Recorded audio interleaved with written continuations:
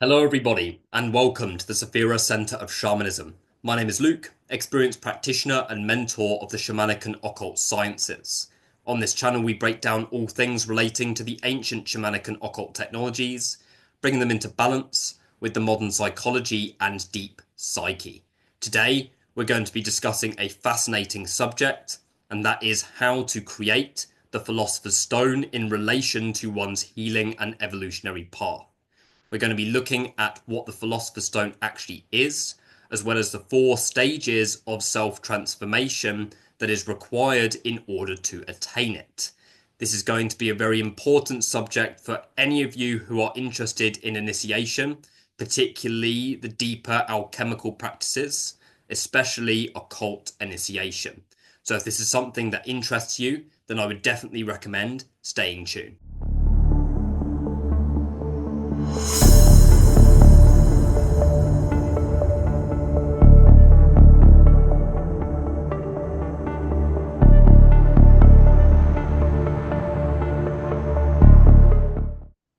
The Philosopher's Stone is a well-known concept within Western esotericism and alchemy. The concept alone has pushed many occultists and alchemists down powerful pursuits of self-development and transformation in search of the powers that the stone was said to behold. When we talk about the Philosopher's Stone, we are not talking about a physical object, but a symbol for the ultimate self-transformation and alchemical attainment. What we're referring to here is a process that we call self-deification. The process of self-deification essentially means finding one's true authentic divinity that they left outside of themselves when they came into this incarnation, but finding it within the physical body. The Philosopher's Stone is a symbol for our true nature, our true divinity, the true hidden potential of a human being. So when we refer to the Philosopher's Stone, we are referring to that symbol for the ultimate alchemical transformation and self-development, aligning one's physical body and nervous system to their true, authentic self-expression. The Philosopher's Stone was said to bestow many energetic powers upon those who possess it, such as being an elixir of life, being able to help one escape the grips of death, help one process dis-ease swiftly and effectively, as well as being able to turn base metals to gold, alongside many other benefits. It was also said to be made of pure ether, the 5th element, having dominion over the 4 elements of the physical plane. It's important to understand that these energetic powers are merely symbolic of what self-deification is there to do. So if we look at the symbolism behind those powers, if we look at the elixir of life, for example, escaping the grips of death is about breaking out of these societal constructs that we have created to make sense of the chaos. Escaping the grips of death in that context refers to the utilization of death and decay to allow our older identities to fall away, allowing the layers of the false self, being the egotistical constructs that you've created to encase your true sense of power and authenticity. What we are really referring to there is the process of allowing the false self to die, allowing the layers of the false self to pass, maturing the ego and essentially molding it into a closer and more resonant image with your higher self and your truth and authenticity. Being able to process dis-ease more swiftly is coming to terms with dis-ease within the nervous system, understanding our wounds, understanding our emotions, and being able to process what is behind them much more effectively. When we're referring to turning base metals to gold, we are referring to the ultimate process of really seeing our true potential, understanding that any base metal has the potential to turn to gold, much like any human has the ability to tap into their true authentic divinity from within their physical body.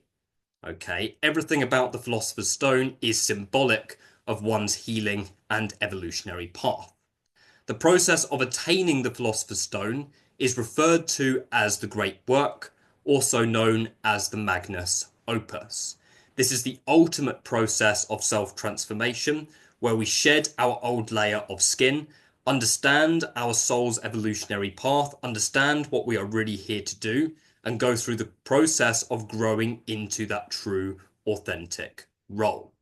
It's important to understand that the Philosopher's Stone has driven many people towards powerful pursuits of self-deification, but in doing so has also driven many people mad. Okay, the process of self-deification is not an easy process. It's a process whereby we have to really allow our coping mechanisms, allow the layers of who we thought we were to shed.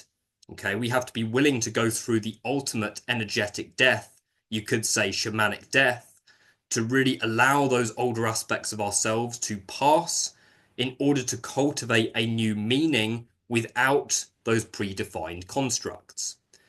What we need to really look at here is our attachment to our roles. Are we attached to the roles that we are playing out within our physical existence? Are we defining our sense of self through the roles that we are playing out within our day-to-day lives? The question we've got to ask is, what happens if we take all of those away? Who are you then? Who are you beyond that? This is what the process of self-deification is really here for. Yeah, it's here for helping you to realize who you are beyond the identities that you have pre-constructed in order to keep yourself safe from the chaos that exists underneath. So the process of attaining the Philosopher's Stone requires one to go through a massive process of death energetically in order to shed their old layer of skin so that they can then start to build a new sense of self that is in closer alignment to their truth and authenticity. Many people think that once you complete the great work, once you have apparently attained the Philosopher's Stone, then that's it. No, it's a continuous process. The process of self-deification is not a process which you can technically finish. It is an infinite process. Embarking on the process of the great work is about understanding that human beings are far more complex than we had thought. Our conscious mind, what we think that we see, is only a small fraction of the human psyche and of human potential. That means that you're not just going to go through the great work once. Yeah, what you're doing when you go through the great work, when you embark on your process of attaining the Philosopher's Stone, finding your divinity from within the physical body, you are committing your entire life to this process. Many occultists, many alchemists have not necessarily realized that this is a continuous process. So they attain the Philosopher's Stone, apparently, but then there's always going to be something else. Yeah, what's then going to happen after that is that they're going to go through deeper initiations. Yeah, they're going to be pulled through the process again. What we're really referring to with the stages that is required in order for one to attain the Philosopher's Stone is the cycle of death and rebirth. Creation, experience, dying, and rebirthing. That's what we're referring to when we are attaining the Philosopher's Stone.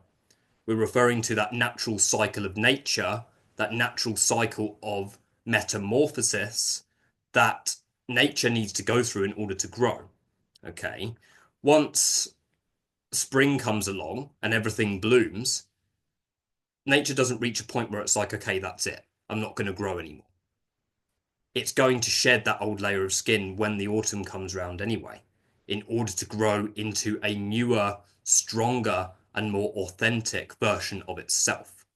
So the process of attaining the Philosopher's Stone is basically shifting back into that natural flow of death and rebirth, allowing your old layers of skin to continuously shed, embracing rebirth time and time again. So you're never going to attain the Philosopher's Stone fully from within the physical body. But what you will do, if you are willing to undertake this journey, is go through a continuous cycle of death and rebirth, like an upward spiral, growing closer and closer to your soul's truth and authenticity as you go. The process of self-deification can be considered a dangerous endeavor for those who are not prepared. It's important to understand that there is a very thin line between self-development and insanity in this context. When we're shedding the old layers of our skin, we're shedding our older identities. So we've got to be willing to allow the foundations of our reality, what we think may serve us, we have to be willing to let go of it. Willing to let go of it in order to embrace something new and in closer alignment with our soul's truth and authenticity. So the attainment of the Philosopher's Stone is not something that you will go through once. Once you've committed to going through the process once, essentially you are on that continuous roller coaster, yeah, going up the conveyor belt. You can't get off. Yeah, you can't get off the roller coaster of evolution once you have stepped onto it. Once you've gone through that natural process of self-deification, once you've gone through it once, you're going to go through it again and again and again, growing closer and closer to who you really are, opening up dormant aspects of yourself time and time again. This process is also directly related to one's trauma. So the process of attaining the Philosopher's Stone in the Cliffothic tradition is often referred to as the Black Diamond. The Black Diamond symbolizing the integrated shadow self, the integrated alternative self, the balancing of the opposites. When one attains the Black Diamond or the Philosopher's Stone, what they're really doing is that they are breaking down their walls of suppression and committing themselves to a life of full vulnerability and authenticity. Those who are not in it for the long run, those who embark on this process and are seeking an end point, are in for a big shock. Because it doesn't matter if you get to the end of an initiatory process, what you actually realize is that you are at the beginning of a much bigger initiatory process. I'm talking about every initiatory system here. I'm talking about the Cliffoth, the Tree of Death. I'm talking about the Tree of Life. I'm talking about any other initiatory system, any other path working that is working with these powerful forces in order to open up dormant powers within yourself. Once you get to the end of one process, you are going to move into a bigger process to take you through an even bigger process of self-deification, growing closer and closer to your soul's essence as you go. So trauma work is an important foundation when it comes to acquiring the Philosopher's Stone and completing the great work. Trauma work and understanding that it is a continuous process that you are never going to be able to step off of, because the whole process is about shifting back into that natural flow, balancing order and chaos, balancing masculine and feminine, one leads to the other, balancing that process of death and rebirth. So you've got to commit to a process of shadow integration, the integration of everything about yourself that you have denied, that you have repressed in your nervous system. When you start to go through the process of breaking these shells, of breaking the layers of your false self, you are going to have to embrace what is underneath. And what is underneath is going to be your sense of truth that you have learned is not safe to feel. What I'm referring to specifically here is the inner child. The inner child becomes encased in a persona, in a shell, so to speak, representing a persona that we have created to make sense of the chaos. When we embark on the process of acquiring the Philosopher's Stone, in other words, when we embark on the great work, also known as the Magnus Opus, we are committing to a process of breaking those personas, breaking the layers of our false self, allowing who we thought we were to perish in order to really learn to embrace and welcome the emotions and the parts of our inner child that are repressed underneath. So the process of the great work is said to have 4 core stages. These 4 stages are going to be explained in a moment. I'm going to take you through the process of the great work, from the blackening process, the process of deconstruction, to the whitening process, the process whereby you are learning who you are beyond those illusions, the yellowing process, whereby you are learning to tap into the power, knowledge, and wisdom that you have repressed, as well as learning how to emanate it, alongside the reddening process. Yeah, the full crafting of that new self, balancing the polarities and crafting that new sense of self in closer alignment with one's truth and authenticity. So I'm going to explain and break down these 4 stages here and now.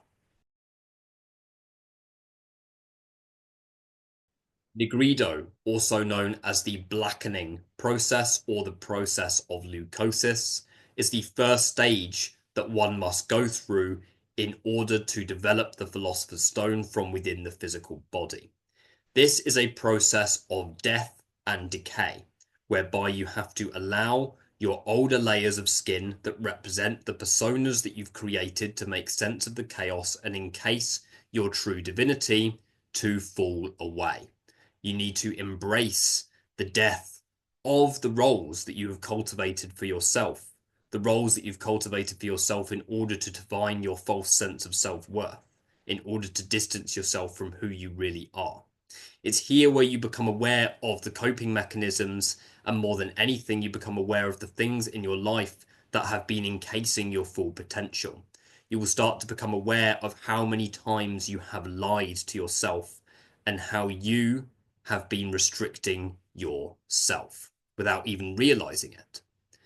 This is all built off of the principle of trauma, whereby we fragment the pieces of our inner child, the pieces of our soul, in order to establish a persona and identity so that we can keep ourselves safe within the world that we are growing up into. When we move into our adult lives with these constructs, we end up living a life that is based off of obligation. The blackening process requires one to really ask the question, how much of how I have been living my life has been based off of what somebody else has told me? How much of how I have been living my life has actually been based off of my own personal experience? This is the first stage that we have to go through in order to develop our divinity from within the mortal coil, because we have to learn how to forge our own path. Learning to forge our own path can't be done when we are still holding on to the constructs, the coping mechanisms, and all of the things that have been built specifically to make sense out of the chaos. So the process of Nigredo is referred to as blackening because it's quite literally like the decaying of that outer layer, a natural process of metamorphosis that we haven't been allowed to go through. We're wired with the belief system that once we get to a certain point in our lives, that's it. Yeah, once we have this house, once we have this job, once we have this income, once we have these children, then we've done everything that we've set out to do, and then we don't have to grow anymore. People don't realize that this is completely against the cycle of nature, completely against that natural process of creation, experiencing, dying, and rebirthing. So if somebody has not gone through any process of ego dissolution before, whereby they are needing to let go of who they were before and embrace the death of it to clear space for something new, the Nigredo process can be painful, because we realize that the reality that we have been living is not actually true. It's an illusion. Before one goes through the process of blackening, people often describe being able to see their reality in front of them. Everything seems tangible, but the fact of it being tangible and everything being set in stone is an illusion. So the process of the blackening is the process of shedding those illusions so that you can embrace the fluid process of death and rebirth in order to shift yourself back into nature's natural flow. So this process really requires you to surrender, and just allow the older aspects of yourself to pass in order for you to set yourself free. The Nigredo process or the blackening process is a liberation process. You will need to be prepared to liberate yourself, and in doing so, breaking out of the realities that you thought were set in stone, that you thought were real. You have to be willing to let those go in order to really cultivate your own reality from within a space that is not constricted by any predefined construct, law, or regulation.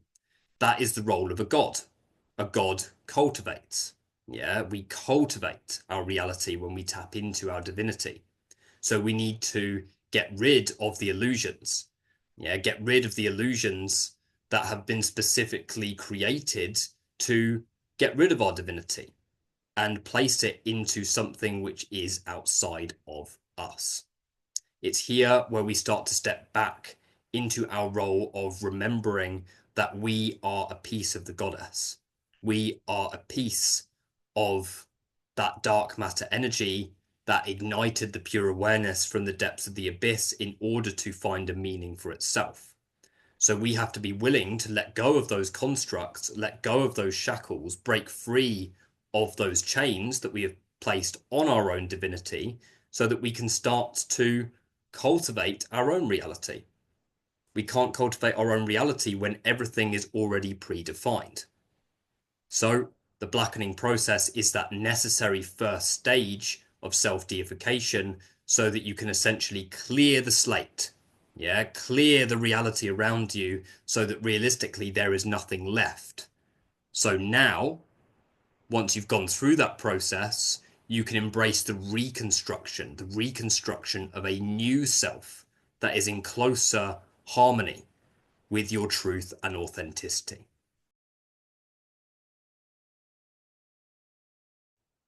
Once you've embraced the death and decay of who you thought that you were, the letting go of those older constructs, you will then need to accept what it is that you don't know and what it is that cannot be known. Through the blackening process, you're deconstructing your illusion. You're deconstructing the real feeling that life is set in stone. As those constructs fall away, you are realizing the vastness of everything in front of you. Once you go through that deconstruction process, you will be left naked underneath, energetically speaking, where you are then in that infinite void space, and you have to embrace nothingness. You have to embrace nothingness, but as you do so, you are embracing pure infinity. Once you allow yourself to fall to the bottom of the abyss, deconstructing yourself as you go, you will find who you really are at the bottom of the abyss. And this is the process of albedo, the next stage of the cultivation of the Philosopher's Stone. Albedo is the whitening process, which is that process of washing away any additional impurities, referring specifically to washing away any need to be holding on to a tangible reality. Because from this point on, it's your choice. Once those illusions have been deconstructed, you can now reshape the multiverse in a way that is conducive to the evolution of your soul. Before we go through the blackening process, the shedding of who we thought that we were, the deconstruction of those illusions, we are in a process of re-traumatization, becoming more and more distant from our soul as we move further along our path. Purely because the false self has been established specifically to keep us safe from trauma, but in doing so creates a story around it and therefore ends up going forward and recreating the trauma time and time again. So it's like a continuous process of re-traumatization by default. Once you've let go of those layers and you've shed those old layers of skin, you now have the choice. You now have the ability to cultivate your reality from within this void space. You now have the choice as to how you cultivate your reality, being able to shape your multiverse. You could even call it recoding the matrix if you want to refer to it in a new age way, recoding the matrix, recoding the multiverse to ensure that your physical experience is an effective and realistically sustainable technology to facilitate the evolution of your soul. So within the whitening process or the albedo process, this is where you are gaining understanding as to how you can really start to cultivate your reality from within that nothing space, embracing what it is that you don't know, getting used to the fact that nothing is set in stone, and you have the ability from now on to choose what is set in stone for you. The next phase of the initiatory process that's required to attain the Philosopher's Stone is Citrinitas, also known as the yellowing process. Once you have been through the deconstruction and embraced what you can't know, embraced that there is no set way, you now need to go through the process of reconstructing your sense of self. This refers specifically to the dawning of new abilities, the awakening of new knowledge, the download of new insight to inform your physical experience. This refers specifically to the influx of knowledge that will contribute towards reconstructing your ego in a way that is in the image of your higher self. It's important to understand that we are not trying to kill the ego through the self-deification process. What we are really doing is maturing the ego. When you go through the blackening process, the ego will feel like a part of you is dying, as many parts of you will begin to perish and decay. What the ego will then do is that it will then scramble for an identity. All of a sudden, you've let go of who you thought that you were, and then you are then sort of scrambling for an identity. And that normally creates the sensation that you're not really fully connected to reality. And that is the albedo process, the whitening process. The whitening process is that phase where you are accepting what it is that you don't know. And when you are in that process of, you could call it ego loss, where you are kind of scrambling for an identity, you're trying to figure out who you are beyond those constructs. Once you relax into that process, eventually your ego will latch on to a new identity, a new sense of self. But this time, the sense of self will be more in alignment with what you're actually here to do. The ego won't be so attached to the coping mechanisms, won't be so attached to the shells, but will then start to create a story around something else, something new, something in closer alignment to your truth. And this is why it's a continuous process, because you'll let go of a layer of your ego. You'll then be scrambling for an identity. You'll be in the albedo process, looking for who you actually are. And then all of a sudden, everything will start to settle. At which point, your ego has found a new identity to define itself and to create a story around. And that is the process of Citrinitas, the reconstruction of the self, the development of new knowledge, the download of new energy to inform the reconstruction of your ego and of your multiverse in a way that is sustainable for your soul's evolutionary path.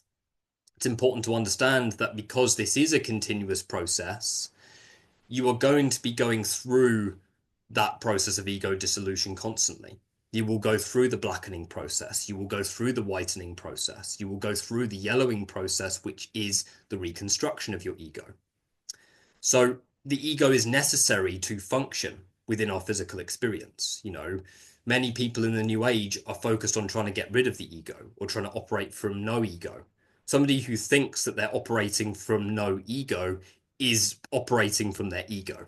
Somebody who thinks that they don't have an ego is operating from their ego. By default, the ego blames, denies, justifies, refuses help in order to organize your physical experience, in order to keep yourself safe, in order to make everything comprehensible. The role of the ego is to separate you from source so that you can comprehend the reality around you. Without an ego, it's harder to function. In fact, it's impossible to function without an ego. That's why the process of Albedo, the process that comes after the blackening process, that's why it can feel a little bit like you're losing your mind, because the layer of who you thought you were has now completely fallen away. At which point your ego is then scrambling for a new identity. And when it finds one, that is the process of Citrinitas, where all of a sudden you start to feel more grounded. All of a sudden you start to feel like you've just developed a new layer of skin. You will feel different. You'll feel more evolved. You'll feel changed. And the Citrinitas process is the dawning of that new self. Yeah, the beginning of that new journey. The clarity that is found within a new identity, which is in closer alignment to your soul's truth and authenticity. The final stage of the alchemical process that is required to attain the Philosopher's Stone is Rubedo, the reddening process. Once you have been through the death of the blackening process, the embracing of what you can't know, and understanding that nothing is set in stone within the whitening process, the reformation and reconstruction of the new self in closer alignment with your truth and authenticity with the yellowing process, the reddening process is that final polishing of the stone, the finishing touches to ensure that the phoenix is able to rise effectively in order to fly into its new destiny, wing to wing, with its truth and authenticity. This represents the divine influx, the oneness, the integration of mind, body, and spirit from within the physical body. The human being takes their authentic God form and learns how to bring it into their physical body. This would be the top sphere if we're talking about the Kabbalah. This would be the top sphere, Kether, or Thaumiel if we're referring to the Tree of Death, representing the balancing of opposites, the integration of everything that you have processed within the previous stages in order to fully shape that new self that is going to inform the rest of your experience. So to provide clarity on these 4 stages, it's good to look at it from the perspective of an initiatory path.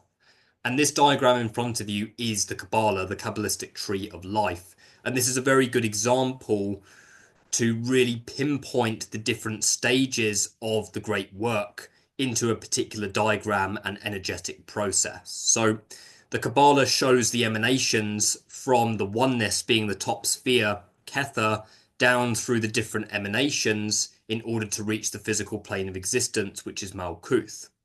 So the lines that I've drawn here basically separate what we call the supernal triad, the higher levels of creation, from the lower spheres. So the process of going through the lower spheres would be the process of essentially preparing for the great work, preparing for the deconstruction of the old layer of yourself, the old layer of skin, in order to embrace who you are beyond that. And from the abyss onwards would be what you would call the 4 stages of the great work, or the development of the Philosopher's Stone. So the cross in the middle here is the abyss on the Kabbalah, and that would be the first stage. That would be the first stage of the alchemical process. That would be Nigredo, the blackening process. As with the abyss, also known as the Da'at, you have to allow yourself to descend into nothingness, to descend into the abyss, deconstructing who you are the further down you go. Basically allowing yourself to dissolve. So everything that the blackening process is there to do. Once we have reached the bottom of the abyss, we start to taste who we actually are. We start to understand who we actually are and really gain gnosis into the fact that there is no set way and that it's time to start forging our own path. And then we move from the abyss to Binar. And Binar can be described as the whitening process, Albedo. This is where you start to embrace what you can't know so that you can start to reconstruct your reality and make it a effective vehicle for your soul's evolution. So it's in Binar, much like the whitening process, where we have to go through that final purification process before we can start to reconstruct who we really are. Once we have embraced what we don't know and we have accepted the fact that it is now our responsibility to establish our reality in a way that works for us, we can then start to define that new self by moving from Binar, from the Albedo process, from the whitening process, over to Hokmah, which is Citrinitas. Citrinitas is the reconstruction of the new self, the download of wisdom. Hokmah means wisdom and represents the divine masculine, whilst Binar represents the divine feminine. So when you embrace Binar, in other words, when you embrace Albedo, you are embodying the divine feminine, understanding that you are responsible for birthing your reality into existence. And when you then transition into Hokmah, which is the process of Citrinitas, the yellowing process, you are then starting to reconstruct, reconstruct your sense of self in closer alignment to your soul's truth and authenticity. And Hokmah is the divine masculine that thrusts everything into existence, that downloads wisdom and knowledge that is not yet understood or comprehended or conceived, should I say, by Binar, or by, you could say, the Albedo process. So Hokmah is another way of referring to the yellowing process, where you are now gaining new knowledge, new wisdom, and a new version of yourself is dawning. New knowledge, new wisdom, new insights, new sense of self is starting to be developed within your being. At that point, you then become the phoenix, fully rising from the ashes as you move up to Kether. And Kether is the final process, which is Rubedo, the final polishing process, the reddening process, whereby you are balancing the opposites. You are integrating the mind, body, and the spirit, allowing yourself to be the phoenix, to then move into a new reality, to then fly into a new reality wing to wing with your truth and authenticity. Kether, the top sphere, also symbolizes the connection to the physical experience, as there is a direct line, direct pathway leading down all the way to the physical plane of existence. So it really represents that rite of passage into a new reality. That once you have completed that initiatory process, you shoot straight back down the middle, back down to the physical plane of existence, grounding everything that you have gained. And that is the same with the reddening process. It's exactly the same process. The reddening process is like a rite of passage. The full formation of the phoenix that has just risen from the ashes, the full formation of that new self that is in the closest alignment to one's divinity. That's a rite of passage into a new state of being, which is then brought by Malkuth, the physical plane of existence. So once we have embraced the reddening process, in other words, once we have completed those 4 stages, then we go through the process again. We go through that process of integrating that new self, but then eventually we will reach a point where we outgrow that sense of self. So we need to move up the process again of really preparing to go through that initiatory process of moving up through these different levels of consciousness, through these different spheres. Then we will need to move across back into the abyss to deconstruct who we thought that we were before we reach Binar. the process of Albedo before we shoot across to Hokmar, the process of Citrinitas before we reach the reddening process of Rubedo, meaning Kether. And then we shoot back down to the physical plane again, and then we go through the process again, and again, and again, and again. It's an ongoing process, growing closer and closer to your truth and authenticity as you go.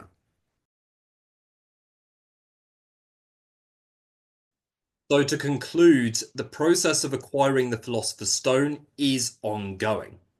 It's not something that you do once and then finish. What it really is a commitment to the process of self-deification, which is ongoing. It doesn't stop.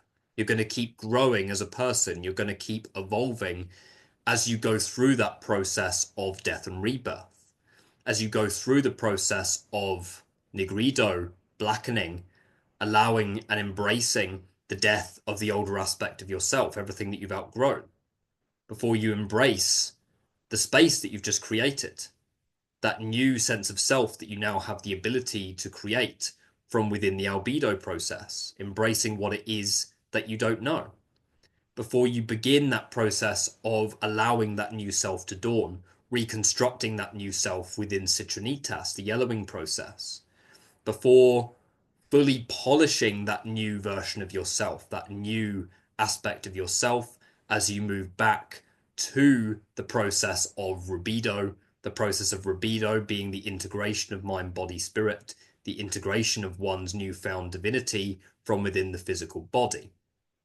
What you've got to be careful of is the story that your ego is then going to create around having completed the great work. This is the thing, it's an ongoing process.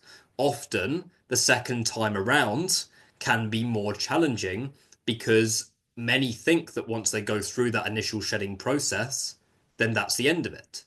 But then they are shocked, to say the least, that then they start being pulled through a much bigger initiatory process that can be more painful because they then need to let go of the roles that they have defined for themselves as this new deified consciousness. You see it a lot in shamanic initiation. Once someone finishes their shamanic initiation or training, then the ego is then going to create a story around that, and then they need to go through the necessary process of deconstructing that role. And then you learn to really embody a state of being which is as fluid as possible. And after a few times of going through that continuous death and rebirth process, it then doesn't matter how people refer to you. Yeah, it doesn't matter what roles you define yourself by, because you're living a reality that is fluid and defined by you. So when you're embarking on the process of self-deification, you're going to be pulled through deeper and deeper initiations. So as soon as you think that you know, something will happen. You'll go through a big initiatory process that will make you realize that you do not know, that will make you realize how vast everything is, how vast the human psyche is, to really help you realize that you are an infinite being.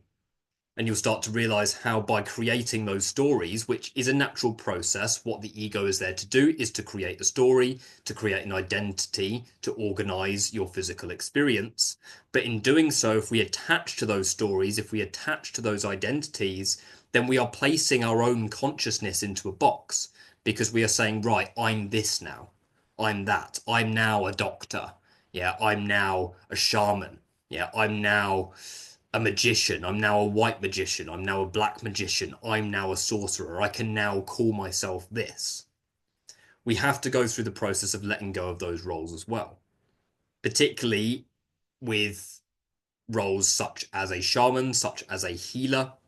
We need to let go of the role of being a healer. We need to let go of the role of being a shaman, because even if we start to define ourselves that way, we can get attached to that new deified consciousness that we have attained. So we need to then go through a deeper process of finding out who we are beyond that role. So in the process of Citrinitas, you're starting to reconstruct a new sense of self. And then in Rubedo, you're starting to really shape and polish that new self.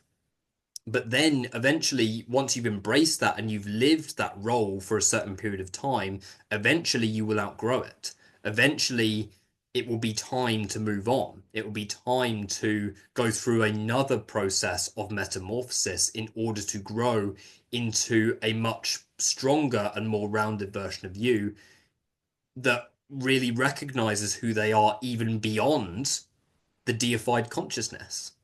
So the process of acquiring the Philosopher's Stone and going on that journey can be done in multiple ways. You can do it through various initiatory processes. The most notable would be Kabbalistic initiation, yeah, within the occult, initiating yourself through the tree of life, undergoing the the great work as you cross the abyss, or even more so going through the tree of death, deconstructing the layers of the false self so that you can complete the great work that way.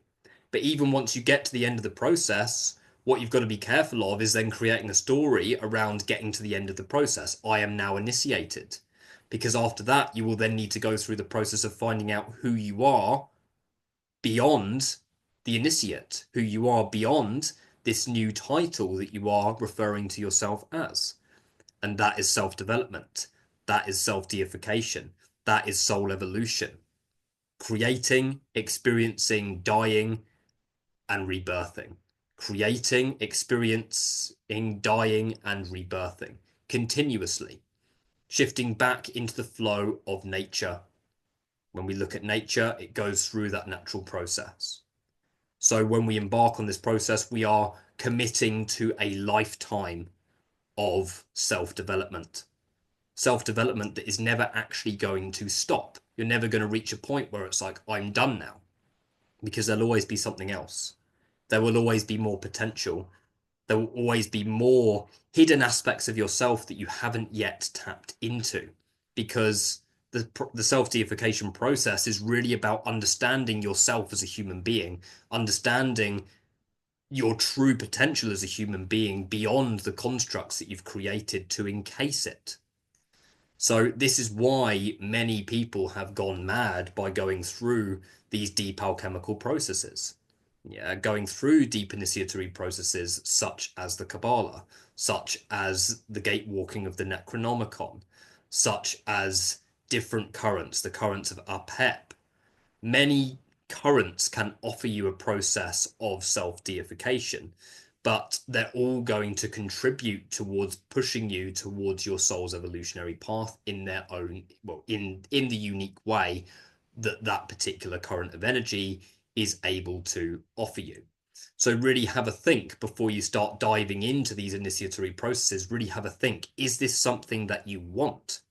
Is this something that you are ready to realistically commit your life to? If so, then you may be ready to go into it. If not, if it's not a definite yes, then it's a no. Because this is why so many people have lost their minds by trying to attain the Philosopher's Stone, by trying to deify themselves.